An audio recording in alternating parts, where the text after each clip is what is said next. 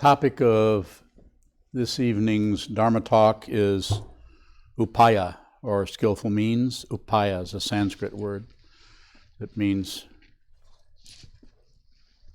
skillful. Skillful means. That's what it means.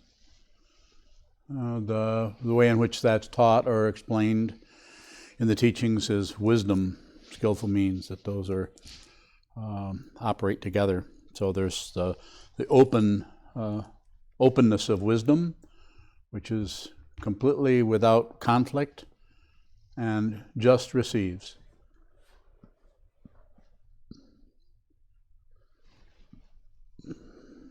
Difficult to explain that in a conceptual situation, but Upaya is the one I want to talk about, and I rarely talk about this. I don't know if I've given a talk on that, have I? I have? Well, how was it? Good?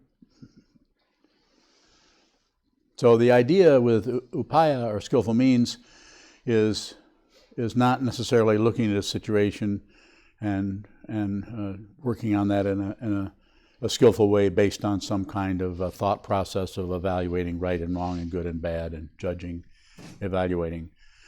But rather, it could be understood as first looking very deeply into your own consciousness, your own mind, the way your own mind works, and see the way you divide things up, see the way you judge, just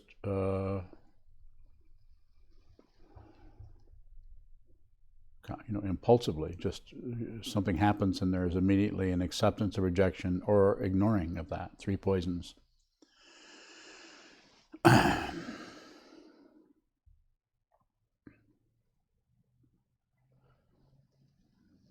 So what seems to be necessary is to be able to see how things are separated, not so much how things are all one. To actually see the way things are separated. To actually see delusion. To actually see the structure of that and see the way things separate. See how they function with each other. The example I've used many times before, and I'll use it here tonight, is the way triggers work. Something happens, it triggers something over there. We all experience that. We might be going along just fine and something will occur and suddenly we, out of proportion, have an intense feeling about something, and even sometimes, if we're particularly confused, start to blame the very trigger. It would be like when you listen to this evening when the chants were before the chants when we were doing the robe chant. When you heard the striking of the drum, you heard one of the windows really likes that drum, or doesn't like that drum. What do you think? Well, whatever it does, it resonates with it. Something about the frequency, you could call it frequency, resonance. You strike the drum, there's a sound, and then the window, because of the relationship, it starts to rattle. And you could use that same image with your own processes, your own mind, your own life, working with others, working with your family, your friends, your co-workers, and so on, Dharma brothers and sisters, and notice that this happens, and it might cause, or seem to cause, this something else to occur. So this causes that, or seems to trigger that. Sometimes there's a misunderstanding of direct cause, which does what? Fuels the validation of blaming. Actually, well, this caused that. Well, you did that. Notice how we follow up in our discursive thought with anything that occurs. We want to know who's responsible, who did it, who caused it, rather than going deeply with your awareness, coming out of your intense sitting practice of meditation, and seeing the way in which that's separated, the way in which the trigger is actually separated from what is reverberating. There's a lot more separations after that to be seen. Something that came up recently in talking about book studies. Sometimes when we're doing book studies, sometimes a person will be in the group and we'll be talking about a particular Dharma book, and sometimes someone with the intention of being of help, of actually helping others, will start to teach. When I've told people specifically, don't teach, I don't mean don't ever help anybody. I'm just saying don't function like some kind of a teacher who knows more than the person, like the conventional idea of a teacher and a student in the relative world, in the mundane world. That being said, when someone does hold forth or seems to be kind of talking down to others a little bit, you've all seen that happen. Anyone not seen that? Should I explain that more? Yeah, we've all been in a book study or a discussion where someone is kind of, they might not even know it, but there's kind of a kind of puffing up just a little bit because they're helping someone else or trying to. And it could be very sincere. We might, because of our, you could say, our irritation because of their fluffiness, we might actually miss how sincere they are.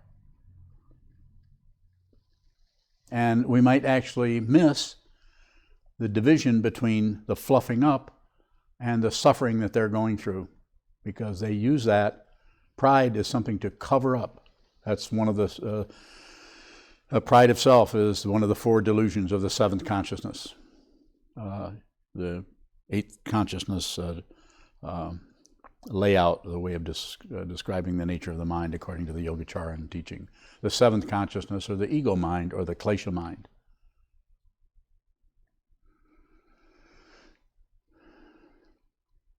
So, skillful means might be, in that case, when you see that, might be rather than go in and react to one of the separations, that you're not really seeing it as a separation because you're seeing it as just that person is, maybe have a commentary on it, or that person is full of themselves. And they probably are. We're not saying that that might not be incorrect. But your function as a human being, as a student of the Buddha's Dharma, and as a Sangha member, is to be with all things. And how do you do that? How do you be with something that is irritating, abrasive, doesn't feel too good, and doesn't seem to be really helping the study that you're endeavoring to pursue, develop, understand?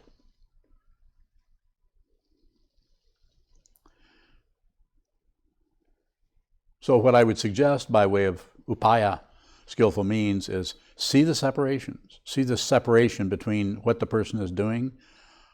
See if you can see deeply into their possible motivation for that. See that they're suffering. They're not fluffing up because they think they're so wonderful. They probably don't think they're so wonderful. So that's all the more reason to puff up. Kind of go against the flow of that self-incrimination that might be going the other way.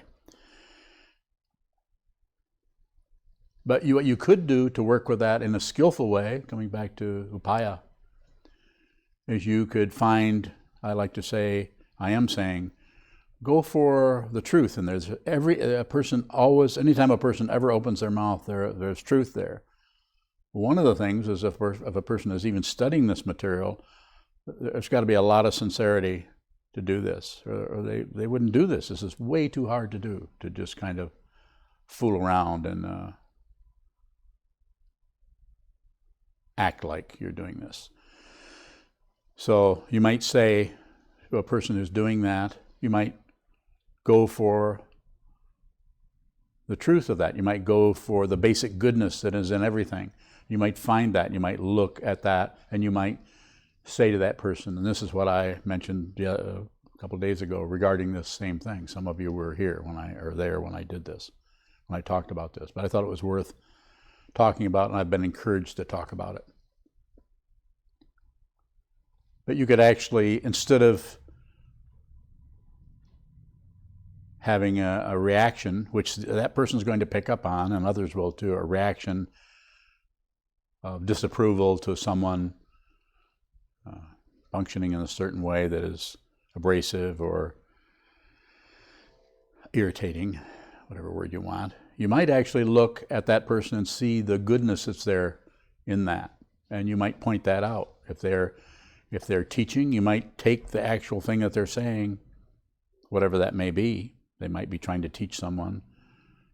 But you might go for that and you might say, I see what you mean. That's very helpful.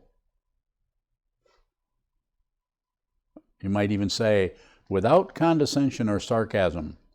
I mean, you have to actually see this. You can't act. You have to actually see basic goodness. And if you haven't seen the basic goodness in yourself, it's going to be, if you're at war with yourself, very hard to see it in others, because we tend to project out onto others the uninvestigated areas of our own mind. So it's very difficult if you've not spent some time making friends with this consciousness. Very difficult to practice what is called Upaya. And so you could say that's very good, that's very helpful. Even though the person is showing up as a little in love with themselves and kind of stuck on themselves and a little arrogant, they might not realize that. I mean, on some level, of course, they do, but they basically, if you were to go in and kind of attack them, they would be probably very defensive about it. Well, I'm just trying to be helpful. Could be defensive, so you haven't helped at all. But by drawing out that part of that situation, by seeing the separations, you have to see the separation in order to see that nothing is separate. If you miss one separation way down the distance between one part of the carpeting and the other part, you can't miss anything.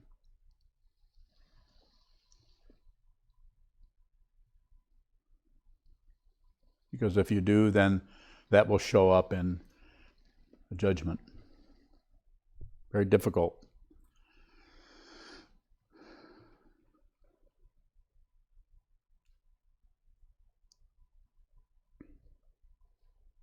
Yes, sir. What does basic goodness look like within ourselves? No judgment whatsoever. Even the judgment is basically good. How do you see that? You just never give up. You keep looking for it. And you listen to what I'm saying. Just never give up. In our situation, you keep returning to the wall. Insist on it. One of the ways that has been talked about by somewhat by me, but by other teachers, is whatever's happening in your mind, rather than trying to get rid of it or blame someone, have a willingness to be with whatever is arising. One of the things that part of the teachings we've talked about is to say, thank you very much, I have no complaints whatsoever. Even though you don't really mean that, you don't feel like that, but your inspiration transcends your feelings. And so you say it. And another thing you can say is, I don't care if this bad feeling ever leaves. Nothing has to change. Not easy when deep inside you're very sad, having a lot of difficulty, or having anxiety or even fear. To say that in the face, I don't care if this ever leaves. This is the beginning of compassion. But compassion starts here. Any kind of compassion going out there, if it doesn't start to happen here, then this is all relative. It's fine to be nice to people. It's fine to be kind. Much easier to be kind and helpful to people when you're feeling just very good yourself. But very difficult if you're having difficulty and you're upset when someone else needs your help.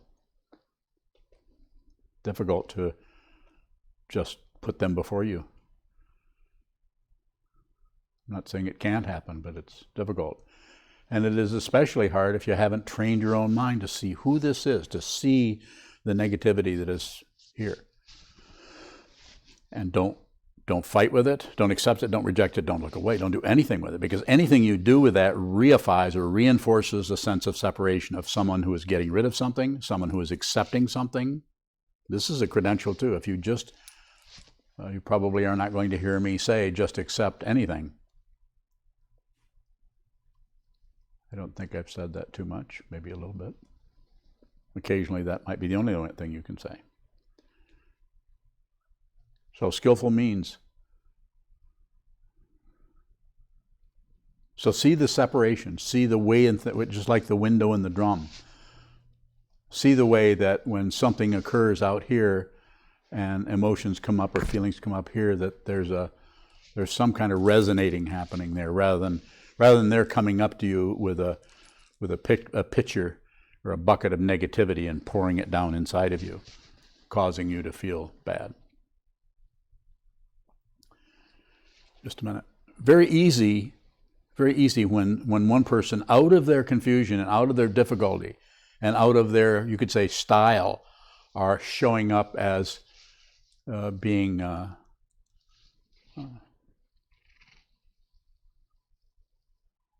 proud of themselves or proud of their understanding or caught on their understanding. And actually you can kind of sense it, feeling that someone is kind of really in love with their own thought process.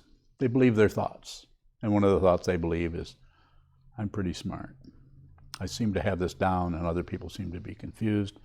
I think I'm going to have to help them with it. Go ahead. How do you function skillfully in the midst of all of your stories telling you don't have to do that, you shouldn't have to, it's their fault anyway, or not function out that noise that tells you otherwise? So I don't think you can function if you're trying to do it with your thinking process, if you're trying to think your way out of it. I think the only way that it seems to be workable is to go right into whatever is arising, any kind of negativity that's arising, and see the texture, the feeling of it, just like this flower. You can see the flower, but to actually go into something like that, go actually touch that, but touch that with your consciousness, with your awareness. When the emotion comes up, I'm not saying get rid of the thought process that's circling around it, that's telling you what it is. It's this, you shouldn't feel this way, they shouldn't have done this to you. This shouldn't be happening. The thing that makes this so difficult is quite often in our life, it's actually correct. Somebody really did cause you difficulty. They really did do some relative situation. That's why it's difficult. And that's why most of the world is buying into relative truth, the mundane path of cause and effect, right and wrong, guilty, not guilty, plus and minus, over and over. The world is going crazy with this. And so here we are in a little room. There might be another little room like this 300 or 400 miles away, maybe. But generally people are not looking at this. They're not actually looking at what is actually there. They're looking at what they think is there. Most people are looking at a projection of their mind, their thoughts, their ideas. So your opportunity there comes up as the negativity that feels so rough and rugged and abrasive. Is your opportunity is to use, I guess would be appropriate. Move into that with your awareness. How will you know you're moving into it with your awareness? You'll still feel that, but you won't know what it is. If you know what it is, that means you're naming it, you're judging it, you're evaluating it, you're thinking about it, you're processing it in some way, and this spins around as just what the seventh consciousness does: right and wrong, good and bad, up and down, back and forth, correct, incorrect. But if you don't know what it is, then this is like space, like the space between those petals. You can't have texture without space. And so to go into the negativity, you begin to see the space, and that space is your mind from the point of view of understanding. Understanding is, in this sense, in the spiritual sense, in the transcendental sense, is not about mundane knowledge. sent you. It seems like sometimes there's a moment where you can pull out of not knowing what it is and go into the story instead because it's more comfortable. Yes. If you can catch yourself in that moment, is there a way to, I guess, to choose to go into it rather than go into the story? Go back and forth. Don't fight with anything. If you go in and you feel yourself pulling back out, don't fight it. Fighting with delusion is fighting. So allow yourself to be deluded. Ego doesn't want that. Ego wants control. And once it goes towards the wisdom, it wants the wisdom. And it wants a, credential. Not interested in showing off the credential. I just want to know that I have seen emptiness.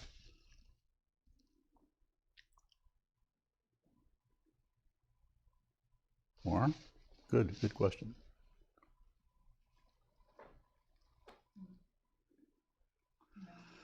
Okay. Good. Further questions? Yes, Chazan. I'm still having trouble understanding how to see basic goodness in the midst of all of our judging of self and other. So I think there needs to be, to use those words, Trungpa Rinpoche is the one who used those relative to the teaching in Shambhala, basically good. It's a way of teaching emptiness. It's a way of teaching Tathagata Garbha. And it's a more maybe accessible way of talking about it. Everything is just basically good. Everything is Buddha nature. Everything is completely awake all the time. And so I think it needs to be done individually with each person with your particular practice on the cushion, continuing to practice, continuing to bring yourself on the cushion back to just the basis, just the basis, just sitting, and without particularly adding anything on, anything extra. And so you have to watch out with a concept like basic goodness because it's so loaded. Basic, that's loaded. Goodness, that's certainly loaded. So, but it's just no obstruction, no warfare. That would be a way of saying, a way I often say is just, you're not even at war with warfare. You're so completely, your clock has been so completely cleaned. I'm looking for some kind of reaction to that expression. Have anybody ever had their clock cleaned? I think that comes out of the 40s or something. Oh, clean your clock. That you don't find everything you see is it. Everything you see, this is Buddha nature, that's Buddha nature, that's Buddha nature, everything is Buddha nature. Dog shit is Buddha nature. Not separate, not separate, not separate. If you see it, you're liberated. If you don't see it, then keep practicing. And someone here listening, or someone listening or watching, the basic encouragement is just don't give up, just keep going. But we have to stretch the mind. We have to train the mind to see clearly. And what we begin to see clearly as we stretch the mind is separation. We see the way everything is separated. This is the beginning of seeing texture. We begin to see the emptiness between phenomena, gaps. As Trungpa Rinpoche would say, the gap at the end of the breath. At the end of every breath, there's a gap. It's like you die. You're born, and then you die. So, basic goodness. How do we see that in our most offensive, or what we perceive to be our most offensive qualities? Look at the way in which you want to squash that, push it down, cover it up, put it away. Use one of the 3 poisons to do something with it. Do something, anything but that. Do we not want to get rid of something that seems to cause suffering for ourselves or others? Yeah. I just, I think the only way I can really respond to that in a way that does something besides make you spin more would be to say, look deeper. So as soon as you have any idea, opinion about anything, as soon as you name anything, as soon as you evaluate anything, all investigation ceases. So we have to go much deeper into that. And how do you know you're going deeper? Because your self-centeredness starts to get paranoid. We start to worry about losing ourselves, maybe even about losing our sanity. Do it anyway. More. As long as we're still functioning on the path, do we have to cause suffering for ourselves and others, or will we continue to cause suffering? You may have to do that for a while in order to see what it is. That's not something you can just stop.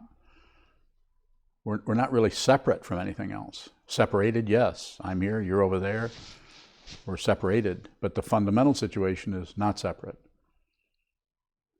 And so we have all these nerve endings, as I talk about. There's going to be some difficulty, going to be some pain.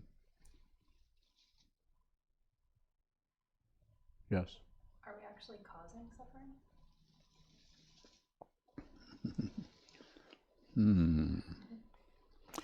As long as there's somebody there, then there's somebody causing. When there's nobody there, then when there's no solid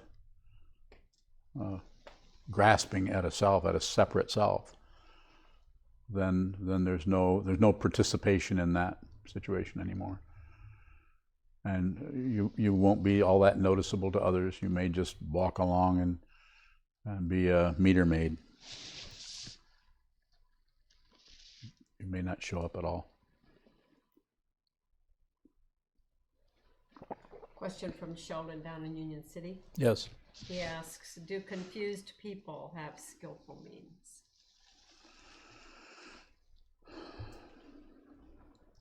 Well, I think there's some of that happening when we're endeavoring to help someone, and we might be confused, but also we're seeing we're related with someone in such a way that brings out our you could say better nature.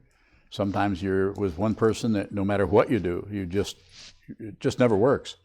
And another person, it's so easy to be with this person. Just the chemistry that between people is so amazing. You can take 15 people and one person, you just could spend the rest of your life with them.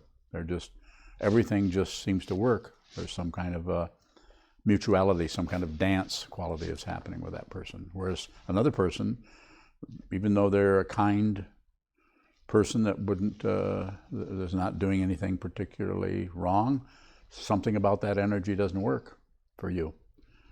So to ask that question, I would say probably on some level that's happening. So, I mean,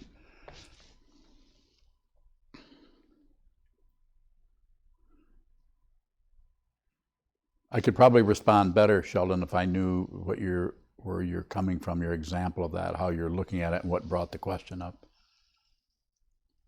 Is Sheldon in there?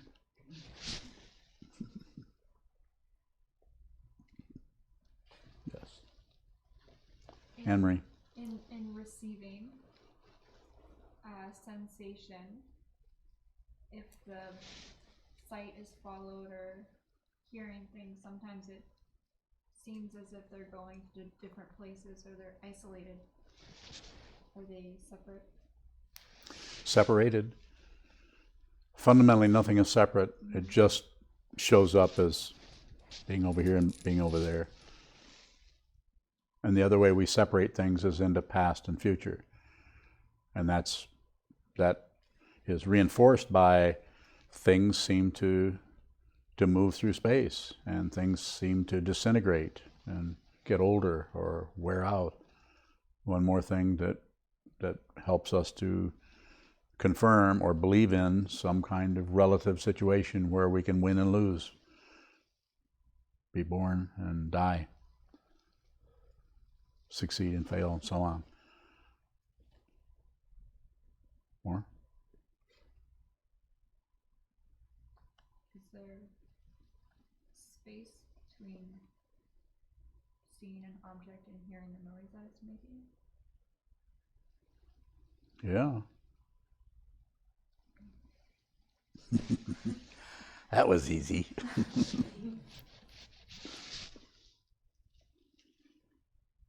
Yeah, I'm not sure where you were going with that. But when I thought about the question, it took me into an area that's kind of abstract about sound and the speed of sound and how far it is away and all of that. And I don't know if that's where you were going or if you were in some other. Just in the receiving it, I sometimes try to follow, like, where does the sound, where does the sight?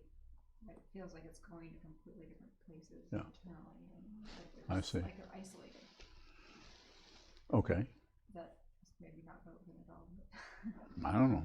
What do you guys think? Sounds good. All right. It's a little abstract. I'm following you somewhat, and that could be something personal for you that might be happening. There's no correct or incorrect to it, but it might be something that's going on with you. I guess more the question is trying to discover the thing that's experiencing the stuff, and how the different senses sometimes lead me to different places. Okay. Internally.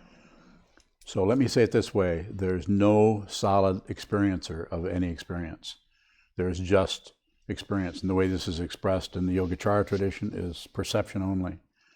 So there's an object or an apparent object, and there's the object, and then there's an apparent perceiver of the object. But the actual reality can be, you could say, summed up in perception only. It's just the perception. And this kind of takes away the objectivity here, takes away the subjectivity here. It's just perception only. It's without a self and it's without an other. Even though there's eyes and ears, nose, tongue, and there's organs that are perceiving, and there's a piece of wood in space that is being perceived, the reality of it, the actual reality, is perception only. When we begin to see in that way and understand in that way, we begin to, at the same time we're in this body mind with apparent distant objects, we begin to transcend this world. We actually begin to transcend. It might sound fancy, but we begin to transcend time and space, because we're no longer grasping at an object or grasping at a self. It usually starts out as seeing that there's no solid self. We still get kind of hooked on dharmas or on other. We still think there's something out there, but we realize there's nobody here. We've been looking for somebody and we're not seeing anything anymore. When we look in, we can't find anybody. And the way you look in is sit down on the cushion and do the awareness practice so that you can see more clearly who is this? Who's perceiving this? And that may, depending on causes and conditions for you and the whole dynamic that your life is about, that may happen right away. It may take years. It may happen in a way that doesn't happen for everyone else. And then what seems to follow on that is then the world out there starts to become unreal, or not separate. So unreal in the sense that it's not some separate thing. Yes, it's separate as far as being a piece of wood in space. That's there. But your perception of it is not a thing, not something.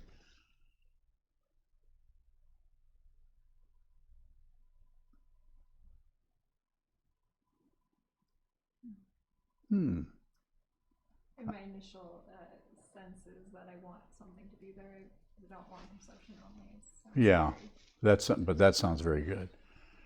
So that's how it feels to begin to look at this. I don't really like that. That's how it feels to begin. You're actually starting to look at that if you don't want that. Ego, self-centeredness, albeit very subtle grasping in itself. It doesn't have to be some kind of flamboyant egomaniac. And quite often that's not the case anyway. But the very subtle grasping and hideout that is our self, our subjectivity, we want to protect that. Ego does not want that exposed. And so we'll, at the same time, we might be on a spiritual path, and we might be on a path of awareness. Still, we will kind of see if there's in some way we can do this without really losing our self, our self-centeredness, or our subtle sense of our identity.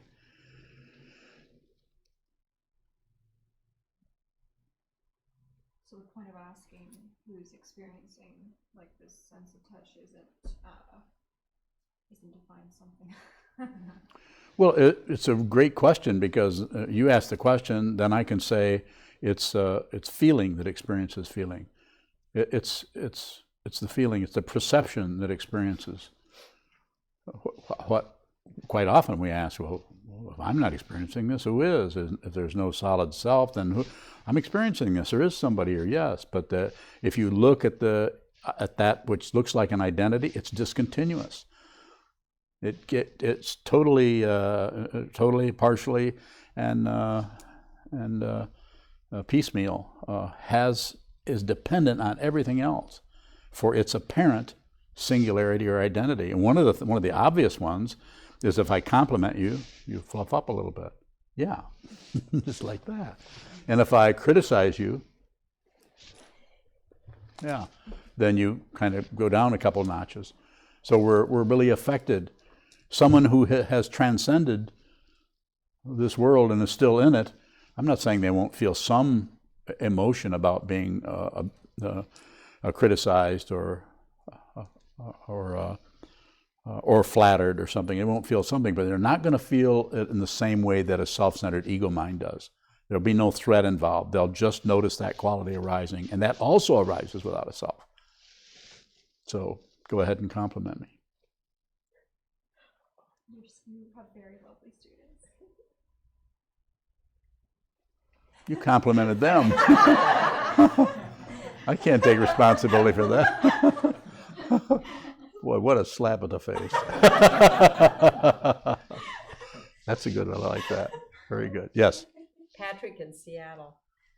Patrick in Seattle. My goodness. That's a long ways away, Patrick. He says, I realize that by saying this, all investigation ceases, but you look fantastic in purple.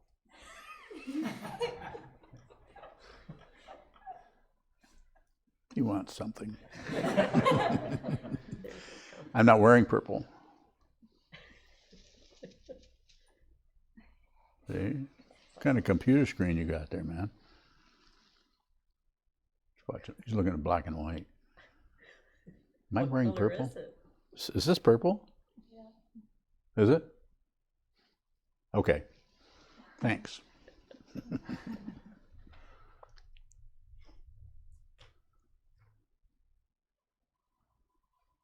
I'm waiting for Patrick to now criticize me.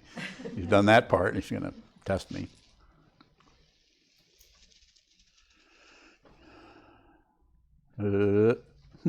Yes. If I recall correctly, when you were just talking to Anne-Marie, Yeah. You said that in perception only, and this is a paraphrase, the other is unreal.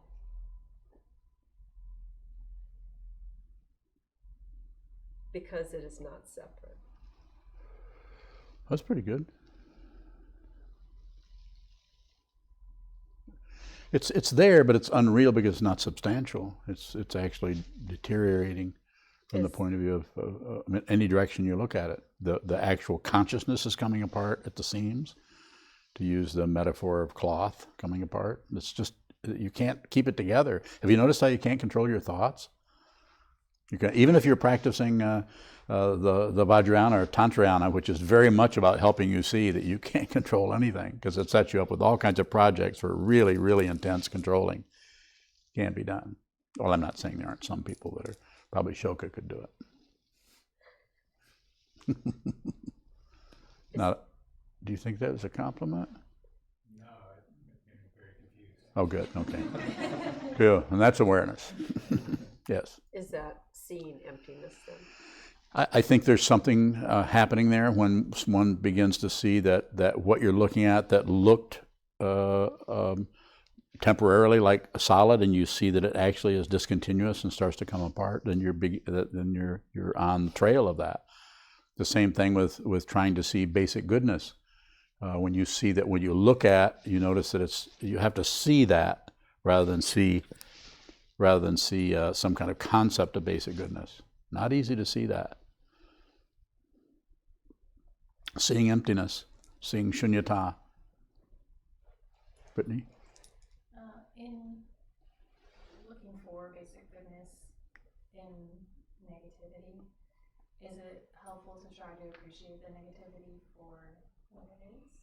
Yeah, you can do that. That can be said. Just watch what's happening. See the way negativity operates in yourself. Notice you're walking across the room, you're going for a walk, and notice sometimes there's a story attendant there about that seems to be causing it, or is coincident with the negativity, perhaps. Or sometimes there's just raw negativity that you have no explanation for or story for. If that happens a lot, sometimes people go and get medication, and they call it depression. And if you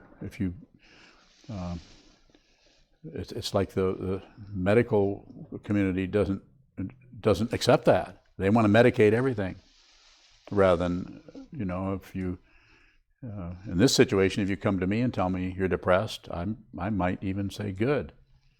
Not because I'm happy you're suffering, because I might, by talking to you, if it's someone I know, I might realize that this might be something you personally have to go through as a passage for your awareness, for you to really begin to understand who you are. I'm not saying everyone has to go through that exact same thing, but sometimes some kind of negative passage has to occur. So I'm unlikely to say good if I know you're really in deep anguish over something, but I might at the same time might feel that this is that you're actually stepping into an area that awareness needs to take you into, that you need to go into. And so there I'm not going to be saying, well, do this kind of meditation or do this, maybe this will help you get out of that. I don't want you to get out of it. I want you to go through it. I went through it. You can go through it. I'm still alive. I'm nobody. There's no credential at the end of this path. There's nothing to get, nothing to celebrate. On the other hand, it's quite a celebration to realize that. Yeah. Jay from Saginaw has Yes, Jay. a comment. He says, it's true. He does look fantastic in purple.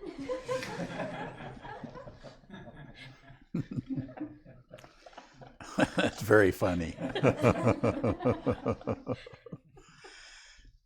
Jay, I'm not wearing purple, I said. I'm wearing a mink stole. The mink that I stole, yes. Another question from Sheldon. Yes, Sheldon. He asks, is skillful means something that may be part of a person's personality, maybe from past karma and the storehouse consciousness? That I don't think so, but I don't know. I think it's something that needs to occur out of one's life. You actually have to be here and realize what that is. You have to realize the no separation by seeing the separations. You actually see, like the example I used over and over. I'm getting kind of tired of it. I have to find another one, but there's separations between fingers, very definite, discrete situation. This can't, otherwise you have a meat mitten. These things being together are not going to work, So you need the separations between the fingers so they can, and you notice that fingers don't need to talk to each other. The thumb doesn't need to communicate to the first finger, I'm about to pick up a spoon. We just pick up the spoon. So, and it's kind of a dumb image, but on the other hand, there's something to that incredible coordination when you no longer are fighting with a solid self, when you're no longer separating yourself out from this incredible world that we've manifested in. You're no longer doing that. You're no longer looking at right, wrong, up, down, back and forth, which ego terrifies ego, because ego wants a reference point. Because what if it does something wrong? So this is what's happening. But if you transcend this self-centeredness, then you function in the world. Then everything you do is skillful means. Everything, and you are completely operating out of wisdom all the time. And people might congratulate you or, say, good show. Your skillful means is so wonderful.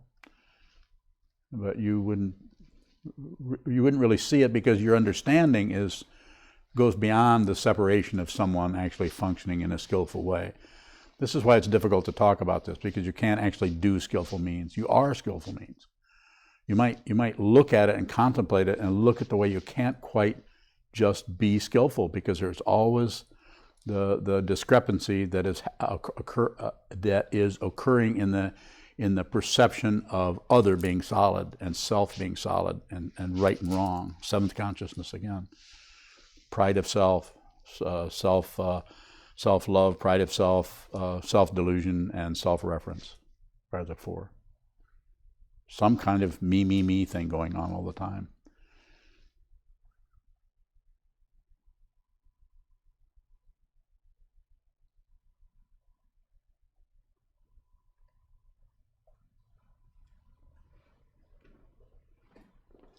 Oh, no wonder everybody's so still. It's 9 o'clock. Everybody's going.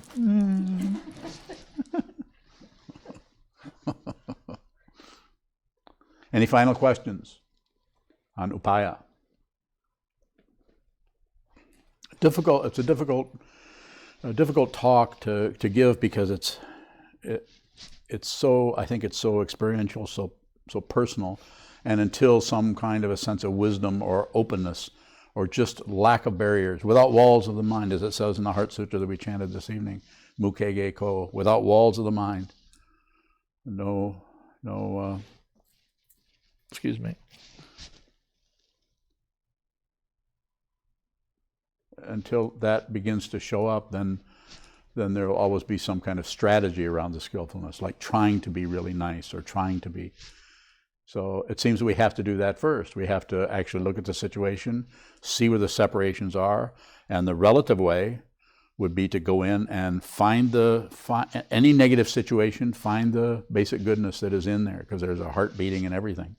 But find that and then bring that out, and then emphasize that rather than go in and be critical of all the negative stuff that, people are unhappy, and so people are having a hard time. People we love, the people we don't care for so much, are having a hard time. But we need to give people some room, keep, as I sometimes say, give people the benefit of the doubt. So the person operating in the relative situation is going to have to do it relatively, going to have to try to, as it says in the Maitri Bhavana, or exchanging oneself for others, the Tonglen practice of Shantideva and Atisha's 7 points of mind training. So you have where you actually work at extending yourself towards being good in a relative way, and then at some point the whole thing blows apart, and you're no longer separate from anything. And then in that time you're operating out of just the spaciousness of everything. So that's why the teaching person, he or she, may function in a way that's totally outrageous, because they don't operate out of relative truth. They operate out of clarity about everything. So there isn't anything they're missing. Of course, they can't see, through walls.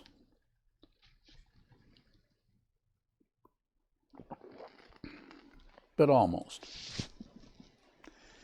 Okay, thank you so much. You are recessed.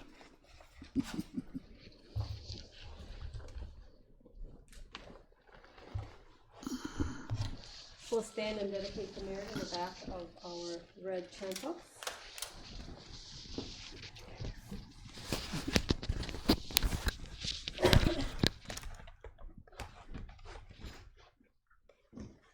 would like to remind everybody that this Sunday, August the 6th, is at 5 p.m. here. We'll have the Jukai ceremony for Jay before he leaves the following week for Texas.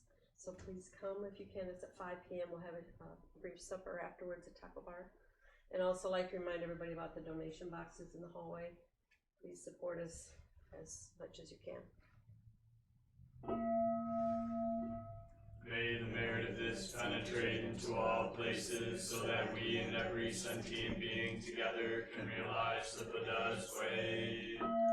Ji-o san chi shi-u shi-son mu-san mo-ko-san mo-ko-ja-uromi.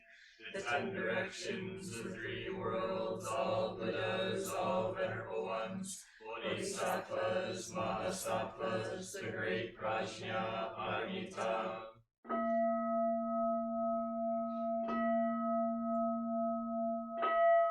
O Buddhas and Bodhisattvas of the 10 directions and the 3 times, please hear us. Please come down out of the light and protect Sokukoji Buddhist Temple Monastery, our Sangha, families, friends, and visitors. Heal everyone who is unhappy, sick, or suffering, and fill them with light.